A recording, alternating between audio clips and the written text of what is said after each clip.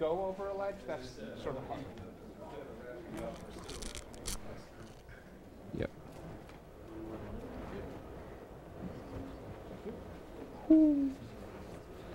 Hey, if while you're talking I go, will they turn my mic down? I don't know. I could game the system. Can we fake feedback? Myself? Me, myself? Yes. Okay, like 5 seconds. All right. And you're live. All right. Welcome to the Anything But Ethernet Nota wrap-up. Being Notacon, there are some Nota setups running in the next room. That are not done. Yeah. The Anything But Ethernet contest was supposed to take place during yesterday and today as people set up their creations and finished their troubleshooting and data across them. And then I was going to walk by and count the hops and apply bonuses as necessary and figure out whose was the coolest. One's still in progress, and one had a piece of itself stolen overnight. So while those problems are worked out, I'm going to tell you a little bit about the history of Anything But Ethernet and take questions and hopefully inspire some of you to compete next year because, as I mentioned, there are 2 setups running in the next room this contest, and I would love to see 10 next year. They don't have to be huge. So. Nor do they have to be heavy. Just that was the weight of the ones that came this year. Yeah, they. Set up that you're speaking on. Yes, exactly. Very heavy. Yes. Yeah, speaking of feedback, I'm not faking that. And I'm not sure my mic is working, but I'm not particularly concerned. Anyway, so was that DEF CON 9 or 10? 10. 10. We were driving because I'm not fond of I like airplanes, you know, zoom, zoom through the sky is cool. I don't like the airline industry. So we were driving to Las Vegas. It's a long drive. And we were talking, me about telco, because that's where I work, and him about... Data, as best as can be described. Ethernet, primarily. Because that's where he works. And we were realizing that there's so much more to each other's professions and specialties than either realized before that. Specifically that, you know, a lot of the datacom world has no idea what actually goes on. You know, when they order a T1 between like here and, you know, San Diego or something, I think somewhere in their head there's this picture of like a pair of wires going all the way there. They don't realize. Okay, we now have a wireless link failure. We're recovering. Yeah. Wires going all over the place. They don't realize that there is, you know, all this stuff happening below the layer of their circuit. That T1 is packed onto, you know, packed into a DS3 with 27 other T1s, and then that DS3 is packed into an OC48 with 47 other DS3s, and that OC48 may bounce through an OC192 on the way out to San Diego. But all of this is bit for bit transparent and millisecond for millisecond transparent in a timing way, so you don't see it. You twiddle the line on this T1 and it twiddles in San Diego. You don't know. It doesn't show up in a trace route or anything. And so all these data people don't really have an understanding of what goes on in the telco world. And I wanted to change that. And so, and you know, of course, there's some point during the extremely long trip, because when we say we were driving out to DEF CON, a more accurate way to say it is driving straight out to DEF CON, yes. Which was what, roughly 31 hours, not including stops. Yes. So you figured 32 and a half if you count all the, you know, gas and restaurants and things like that. And I blurted out some silly line like, there ought to be a contest about doing anything except Ethernet.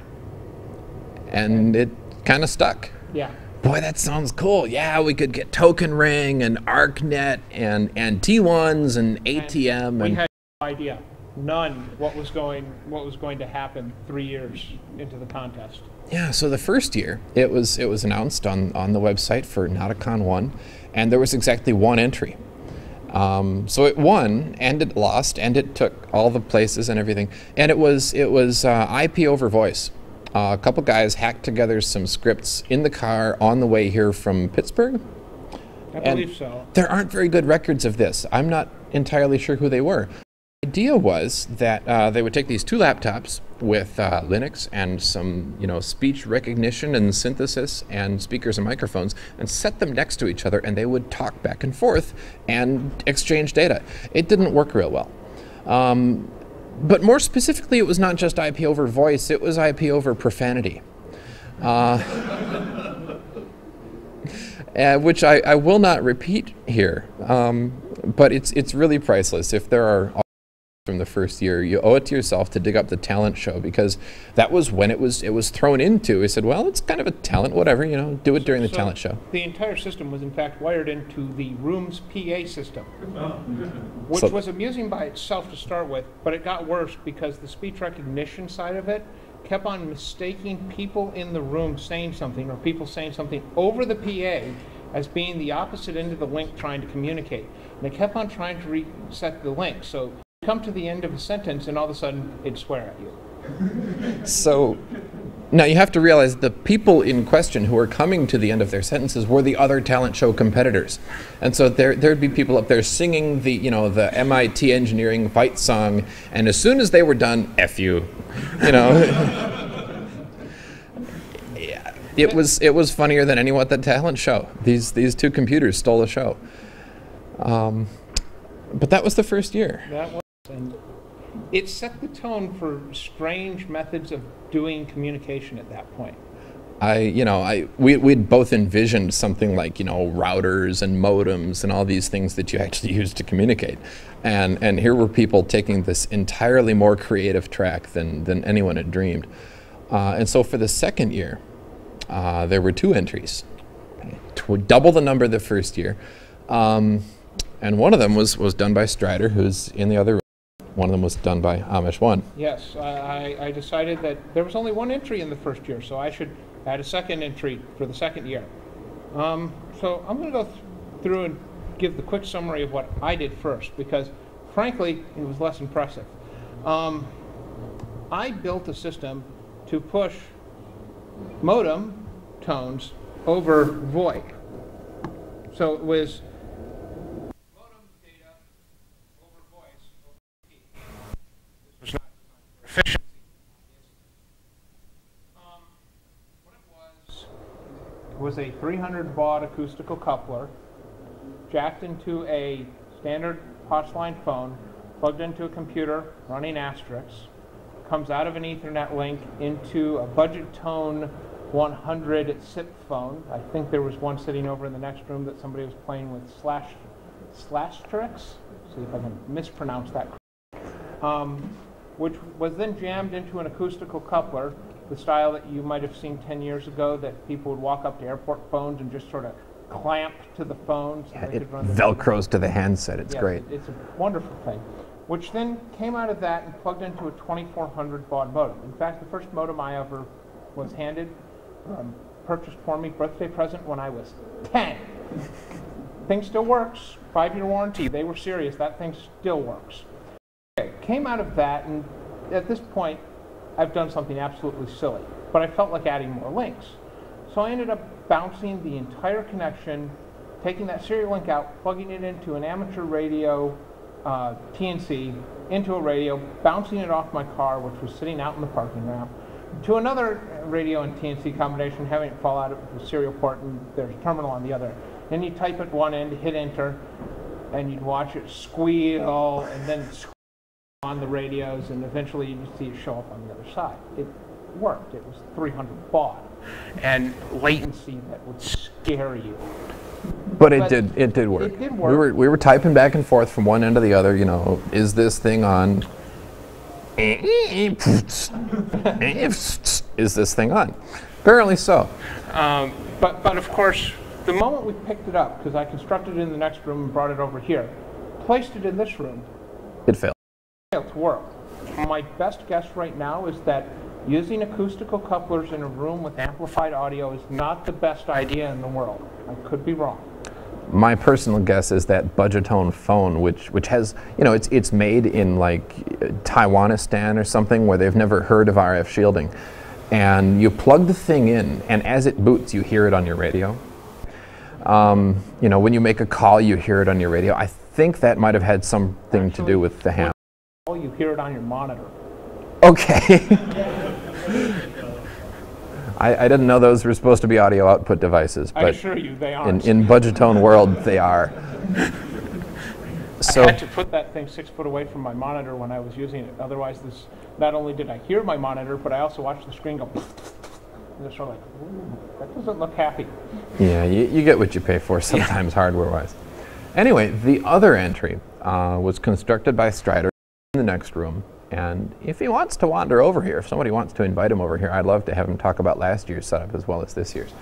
But basically, where did it start? Oh dear. It started, you would punch a key on a keyboard. There was a machine running some chunk of software he had written. There were several machines running different chunks of software. Okay, I'm going to start and see if I can relay this entire string, and I will probably lose a hop somewhere in here. And we'd call that packet lossage, but this wasn't packetized, so it didn't matter. Start out with the machine, type a message into it, hit enter. That machine would translate that message into a semaphore code, but not directly. That was the fourth hop. No, it actually went into a 5x5 grid to pull the letter. Then the machine would yell 2 names from Pokemon across an audio link to another machine which was doing audio recognition to pull the 2 Pokemon names out to find the coordinate in the semaphore square that he was choosing. From that, he then had that machine which interpreted that. Hey, he's here. You explain it. All right, give the man a mic. He can have mine. I don't It doesn't remember like the network fully from last year. You should be recorded. Oh, thank you. Yes, for posterity or something. Well, Yes. Try stepping in front of the camera too, also for posterity. ooh, cameras. Excellent. And lights. Well, anyhow, last year, the Anything But Ethernet competition, I partook in that and had some interesting things going on. This year, of course, the semaphore man is brought back. He's doing wigwag instead. Semaphore is a means of communication using flags on the end of your arm. Get in As front of the camera. I don't even know the Nate is letters, doing. But they're like 8 positions, essentially, and the positions of the arms, during wherever indicate the letters. And I can do that again if your camera missed it. But, the semaphore man, you have to go see. It's Lego motors and RC servos and cardboard, and it works. Right. He still works. He was in the entry for this year, except using a different protocol. This year it's wigwag, which is a single flag of semaphore.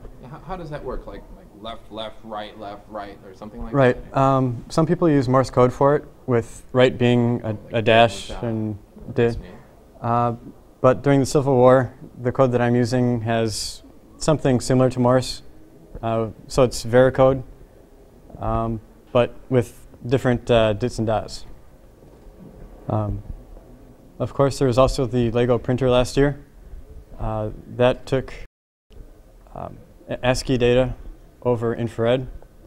And from there, it had a built-in font, which took a lunch break to program. And it proceeded to print out characters quite nicely. But you've missed how About quickly. one character per minute, maybe? Well, last year it was quicker because since it already had the font inside of it, it could skip the dots which weren't there and just fast forward to where it needed to be. And if there wasn't any further dots on that line, just proceed to the next line, like, semi-intelligent dot matrix or bubble jet type printers. It of course uses thermal paper with a glow plug as its print head. Lots of RC gear in your setup.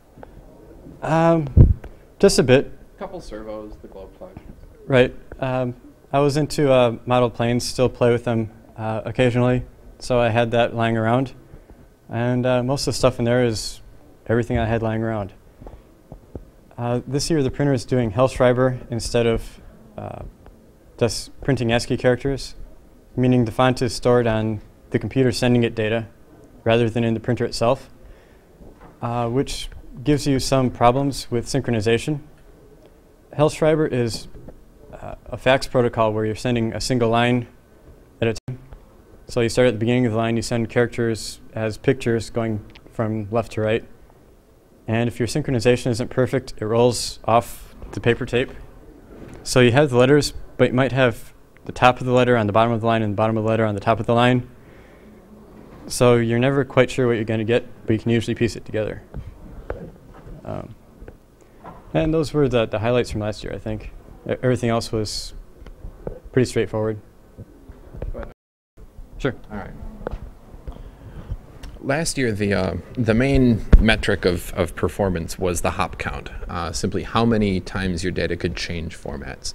And I don't remember what yours was. It was like 11 or something. 10 or 11. It was Yeah. the same. We tied on that. Okay, you tied on that. But it was like from typed text to the spoken Pikachu names to serial out to the PIC controller, PCM RC controller, PCM across radio to the servo controller, and then semaphore, which was actually watched by a video camera. This is the cool part. This video camera was watching the semaphore man's arms and interpreting blocks of color in the image to mean certain things and reconstructing the letters that the semaphore was indicating. Those went where? Was that to the printer controller? Back through the computer. Okay, yeah, to another computer that sent the characters over infrared to the printer. And so this was, something like 10 hops. Same as actually if you totaled up all the links in Amish One setup. And so they tied. So this year, you're going for the tin cans and string bonus. Correct.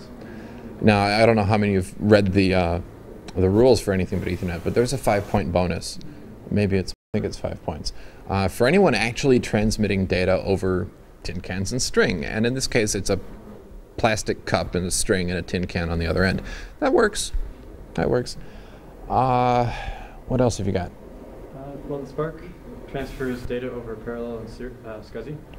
That might be dead. The hard drive doesn't want to load the parallel port module. Let's get you another mic.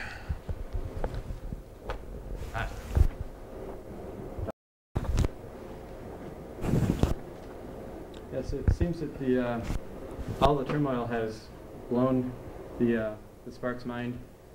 The parallel port module doesn't want to load anymore. It's rebooting right now, so it might be less temperamental next time around. Yeah, there was a power failure during when judging was supposed to happen this year. So, minor setback. Minor setback. The camera link is down due to the fact that I left the camera out in the hallway last night, and it seems to have walked away. But I tried to work around that, and that's not quite completed yet. Still have a buffer overflow on the Java to bypass that. So you're writing code. Like as soon as you run out of this room and back over there, you're writing code to make this thing work. Yeah, hopefully the sun is working, or else the code will never get run because it can't get past the sun part. That code. So the plan is, Banged video. hopefully by maybe closing ceremonies, we'll have some final judgment. Because this year's other entry, Paul Timmons, who you may have seen during his other talk about how to survive a federal investigation, also has a living room and a bedroom and the rest of the house full of hardware. And he seems to have brought most of it. He's got T1 interfaces, ATM, HDLC, IDSL, some sort of DSL. I think it's IDSL that can run back to back without a DSLAM in the middle. And then he's got this PBX, which isn't really a PBX. Technically, it's an intercom that he picked up at the Findlay ham swap for $5. It's yay big.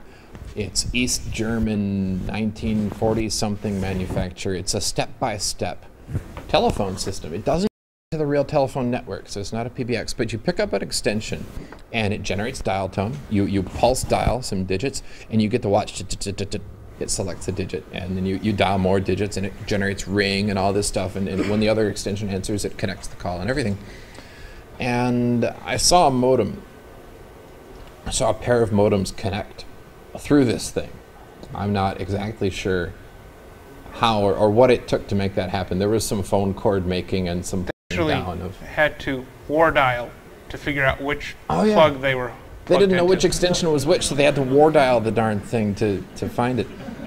But they're, what is it, like 9600 they were getting through the thing? I saw 9600. I don't think it was stable, so I think they were in the process of stepping that down. Relay logic. Yeah. 1200. Okay, it's at 1200. Okay. So, if Paul gets all that running, maybe tonight, maybe tomorrow morning, then we might have a real competition on our hands. I think Strider's going to walk away with this one because yesterday, before the camera disappeared, the system was about 90% working. The camera link was the flaky part, but the Dance Dance Revolution, you didn't talk about that. He's running a serial port. He's bit banging with a really tight little loop that runs in the CPU to just twiddle the lines up and down on the serial port really, really fast, so that the signal coming out the serial port looks like an NTSC video signal. Also known as television. So it goes through a modulator into a decoder or something like that and out to a screen, actually out as a digital signal to an LCD screen, where it shows up as a tic-tac-toe board. His software is generating a tic-tac-toe and bit-banging it out via serial. And then the problem is the video is really noisy. Humans can clearly see it's a tic-tac-toe board, but maybe a camera wouldn't be good at distinguishing those images. So what he's got is a DDR pad on the floor. And some human has to volunteer to be in the middle of this thing and step on the pad in sequence with the X's and O's that appear on screen. And this forwards the data on to the next hop. I highly recommend trying this out. If you walk by when the machine is running, jump on the pad and play some tic-tac-toe. Every game's a cat's game. You don't have to worry about being embarrassed because you won. Or lost. But what else is your machine doing? Bunsen brought laser modems, intending to integrate them into someone else's thing because he's only got one hop. But he's got one hop of laser pointers driven off a serial port that fire modulated beams of light across the room at a photodiode, which then drives the other serial port. It's bidirectional. It's pretty stable as long as they don't go out of alignment. Up to maybe 56K, maybe 115 too. It depends on how shaky the tables are that are pointing the beams at each other. But so that's where I hope this all goes, is that he brought some equipment with the idea of rolling it into someone else's setup. It's got standard interfaces. You don't get much more standard than RS-232. It's been around since like the 60s. And so I'd love to see, once the actual judging is done, I'd love to see these machines stretched together into one long setup. You know, through the semaphore, the wig-wag, and the DDR, and the T1, and the IDSL, and the laser modem, and the intercom, and who knows what else. I'd love to see all this set up. And next year, I'd love it to be even bigger, which is why you need to bring your toys. Everyone walks by these tables and says, oh, that's so cool. I could have done like this, and I got some of those at home, and I just didn't have time. Make time. Next year, even if you only bring 1 or 2 hops, bring some gear. Get it working before you come. This was my mistake. I brought some other toys I was going to play with on the network. Turns out Intel doesn't support those anymore, so I couldn't get the configuration tool I needed off their website. But I have it on my desktop at home. This sort of thing, get it running before you come, so you're not sitting in there like trying to recompile a kernel on a 300 megahertz machine in time for the judging, which is also taking place. That's slow. Oh, we missed that one entirely. Oh, what's he doing? P. Justice let me in on what his horrible plan was. Perhaps some of you have become familiar with, if nothing else, through the advertisement of X10 home automation stuff, which allows you to turn lights on and off remotely. Oh, no. Well, it turns out the computer interfaces are perfectly capable of generating and reading X10 signals. Oh, sure. Reasonably decent drivers for these computer interfaces under Linux. And with a little bit of work, you can in fact strap an Ethernet interface on the computer to a chunk of custom code running turn on and turn off codes over the X10 stuff. And another X10 module can read them.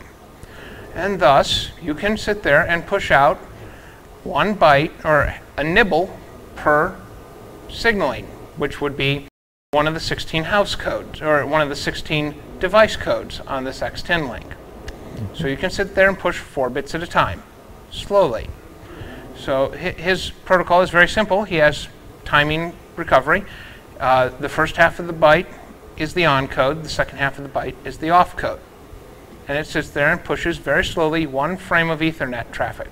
So you actually send IP frames to a device, which it gets pushed out over X10 house codes. I want to see this work. It gets worse though, since he's all running on 1 house code and just using device codes to indicate the nibble that he's transmitting. You can in fact build a network of these by setting each one to a different house code. Now I want to see this. They make these X10 boosters you can get if your house is too big and has, like, you know, the 2 sides of our 2-phase electrical system. The codes might not get from one side to the other, so they make these repeaters that you plug in, like your dryer outlet, or you wire into your circuit breaker box, that'll actually repeat the codes, and they blast them out at really high strength. So I want to see his system encoding data with one of these repeaters blasting out at really high strength in a neighborhood full of rich yuppies who all have X10 automation. Shockingly enough, we have a pile of lamp modules with us that we were going to set to the appropriate house code and unit codes and just blink. Well, there's already been 1 power failure, so yes, maybe we'll have to run that part on a UPS. The point, of course, being no anything but Ethernet device is complete without blinky lights. These are a requirement. Although the sparks in the intercom are close. Yes, those come very close. Yeah, you have to see this thing run, seriously. Rev has seen it. It clicks, it sparks, it growls. It does all sorts of things when you pick up the phone and dial. And it's glorious. It's just like it was an old phone office in the 30s or 40s, except it's this big.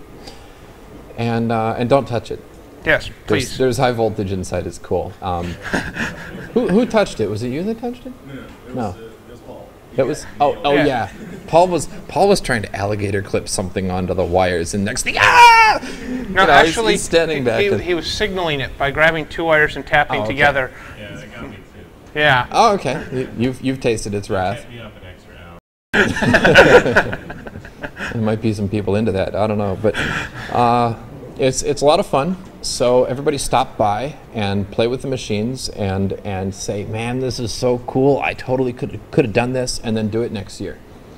Because that's what this is all about, is getting people involved. This is totally within your reach. If you've got a remote control somewhere, and you've got one of those little interfaces, you plug it into your serial port, and your computer you can control with the IR. There are remote controls you can drive with a computer too. There's your hop right there. Bring something, think of something, make it sort of standard so you can hook it into somebody else's something. And maybe next year we'll fill the whole room.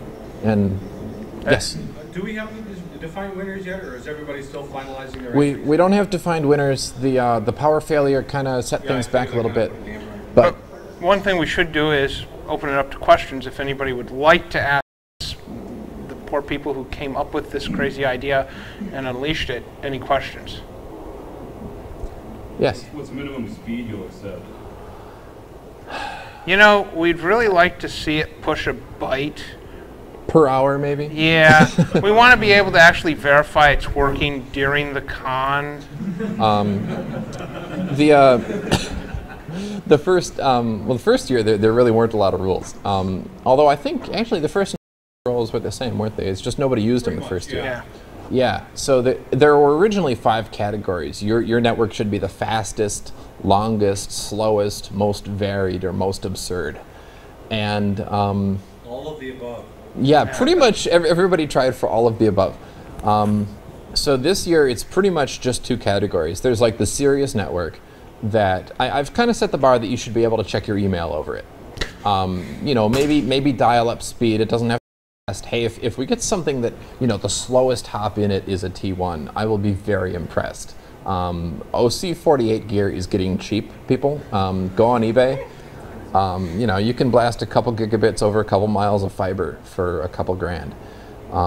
It's a blast. But no, so the one classification is sort of serious networks that you can do useful things with, and it would be really cool if one end of these entries was actually plugged into the network, and then, you know, people around the The other category is sort of the hobby, you know, if you soldered it together yourself, and if it involves servo motors, it's probably in the second category, where I would like to be able to send a few characters. Ideally, I would like to be able to send a sentence or two, error-free or reasonably error-free, to where someone could read the sentence and know what it meant. Pretty much as useful as a telegraph. Let's set that as the bar of usability for the second category. There is no minimum or maximum speed. There is no minimum or maximum length. One-hop entries will be considered. You know, there may be honorable mentions. If you can do one hop of data transmission that's really absurd or really cool, or no one ever dreamed of it before, hey, you might get something for it. At the very least, you'll get recognition and get to play with a bunch of other similarly minded, creative people with other similar gear, and hopefully join them all together. Or as the case may be, very dissimilar gear. True. There was something else. Yes? Maybe a forum maybe for next year? Because I heard a lot of people talking about taking parts and, oh, I don't have this part, I don't have that part. There is a forum. It's forums.notacon.org. You may have heard of it. Is there a section for the... Yes. Okay. Yes. There's a big old thread called Anything But Ethernet.Create it. And the first message in there says something to the effect of, since a lot of people might not have enough gear to put together an entire entry of their own, this thread should serve as a way for people to link up and work together and put together something really amazing. I think it got one post. So people read these rules and they say, man, that's going to be cool. I'm going to watch that. Or they say, man, I could do something for that, but I don't have the time. And no, that's not the case. You do have the time. I mean, you came here. And you do have the creativity. And all you have to do is have the drive to throw it in the car and put it together and make it work.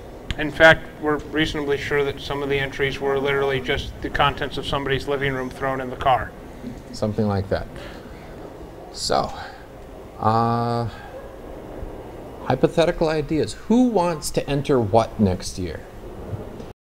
Oh, there's this setup out in the hallway. Calvin, what's his name, has been soldering together these intricate little, they're like solder sculptures. They're copper and brass, and they roll marbles down ramps.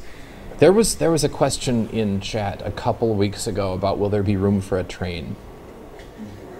I said, what kind of a train? And they said, model train. Oh, okay, yes, we can accommodate a model train.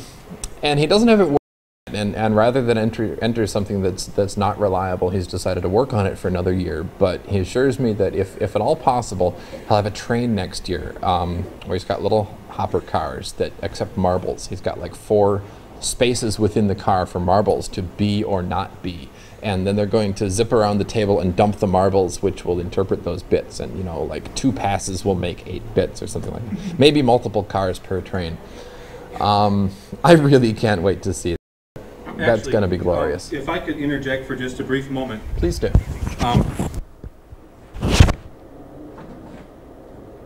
I will tell you about the status of Anything But Ethernet after I'm done talking about it a little bit. What I wanted to do this year was to try to get those events sponsored so we can have some real prize money, because I know that people put a lot of blood, sweat, tears, and their own money into this event. And unfortunately, this year we were unsuccessful. We're still going to try to make it worth the winner's while to put this effort in. Any suggestions or any link ups at like Home Depot or Best Buy or any company that likes a lot of really cool, weird engineering? I'd love to get this sponsored, just like DEF CON could get their wireless shootout sponsored, which is really cool, but not as cool as this. So, I'm open to ideas. If you have any, please ping me after the con. But I think it's my goal next year to get this contest sponsored by somebody out there, so we can get some real prize money there and really. Publicity. Yeah, I'd like to see publicity and prizes and 20 or 30 entries in here. We can make space if y'all show up. Yeah, I'll make space. I intend on actually getting all the rooms on the second floor next year, so we can have a couple of them dedicated to Anything But Ethernet. 2 reasons. Number one, we can lock them up at night. Kind of have like a little sandbox where people don't have to tear down and set up, because I noticed there's a lot of that this year, and I feel really bad. Like Strider's been working in there, had to tear down and set up, and was worried about his stuff. I think that's really important. sandbox area. So do you think that's... I think that's wonderful. All right. More space is good because, you know, being in the network room is great. People can wander by and see what's going on, but there's a lot of network room stuff happening. Yeah, and considering how many people have hit the con suite, which if you haven't been up there, there's more balls up there. So it's our last case, which I don't expect it to last more than 5 seconds after this talk. But I think they want us to wrap this up soon. Oh. So I'll hand Mike back. Thank you. All right. Yeah, sponsorship would be great. I keep thinking Digium would be a natural fit for this. Yeah. You know, if they have some like FXS over Morse code adapters they could donate as prizes, that'd be great. You know, any sort of if you know anyone that's into maybe art, maybe communication. Yeah, seriously, talk to Froggy, talk to me. We'll try to set up some sponsorship or some publicity or something. And get this the attention I think it deserves. It's, I mean, maybe I'm one to talk, but I think it's one of the coolest contests I've ever seen. And all it needs is more entries. And we will have a final call on who the winner is by closing ceremonies tomorrow? By closing ceremonies. If there is a winner, we will announce it then. Yes. I think the rules mention something about there may be a prize for honorable meltdown. Given some of the noises Clicky's been making, I don't want to jinx it, but we'll see. Paul's back there going like this. So, all right, I think that's it. How are we on time? I have no idea. You got like 10 minutes at least. Oh, well, okay. hey, More Q&A? questions? We're open to them. Tell you what, I don't know if we have to run the hour out. If y'all want to wander next door and check out some of these machines, you have to see these things, and you have to get their creators to explain how they work. That's the fun part. Yep. All right, that's it. Thanks, guys.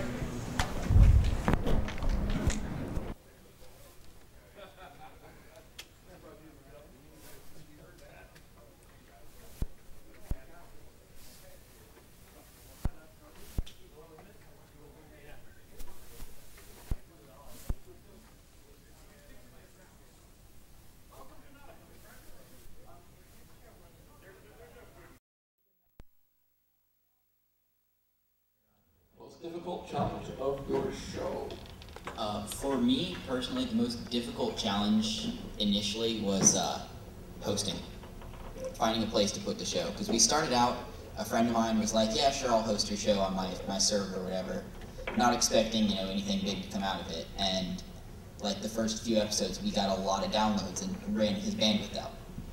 And so he was like, yeah, I told you I'd host it for free and everything, but I'm not, and you have to pay me now.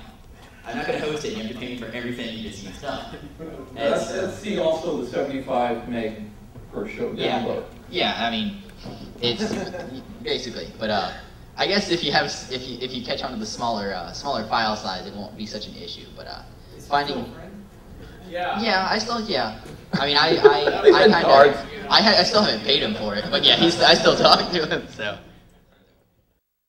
You know, trying to find the time between work and, you know, all the other stuff that you got to do to actually live and continue living, finding time to sit down and do all the same stuff that I do. Well, actually, one of the things that you know, I've got Mountain Dew and Tostitos over here, and the Hacker Media Panel thing is getting a little bland, and I'm getting really bored. How far back will it go? Let's swing it around.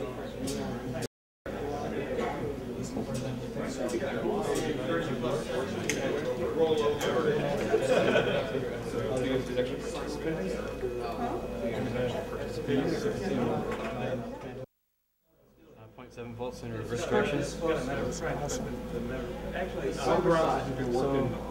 CTS line, when it's down, sends your sync. Your transmit line sends your screen signal, and you get stuff on screen.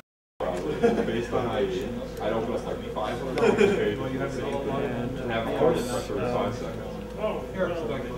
Due to the granularity of the timings, you get the jitter on the screen. Not much you can do about that. Possibly if you're using the trailer part, you can do grayscale. I'll leave that up to the user. You cut it out, then you save over it. That's what the accident. we do a shell strip with the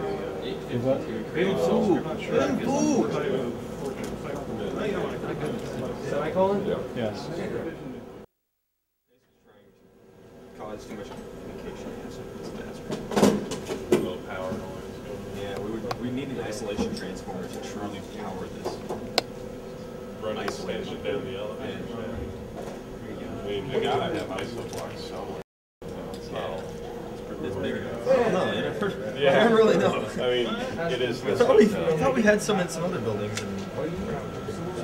This is the not ugly version. There are two choices, ugly and broken. It's just hard to count here on how pretty. Actually, I think it is. Oh, I should import the old law. The what? The wall of shame is back. Excellent. I have no idea.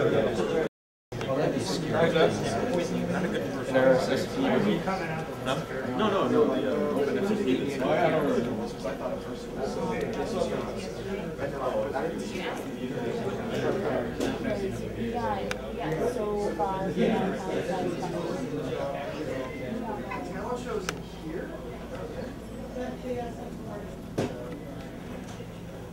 It looks like they're very talented.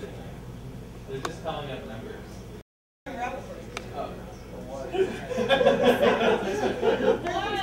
We actually had at the third place by the White House that had gas station water. That one does not.